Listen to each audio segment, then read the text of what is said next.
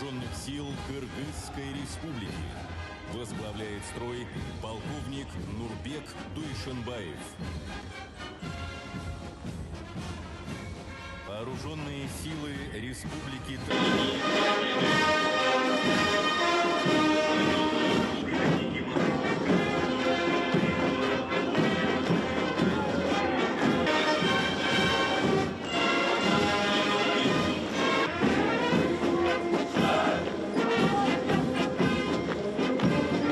Мимо трибун проходит парадный расчет.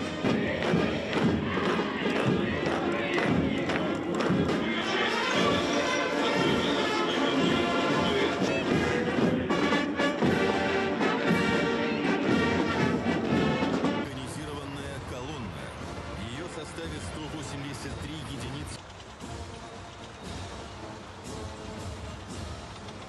На марше воинских подразделений и материальных средств в районах боевых действий проходит колонна боевых разведывательных машин БРМ-1К 136-го отдельного разведывательного батальона с новым боевым комплексом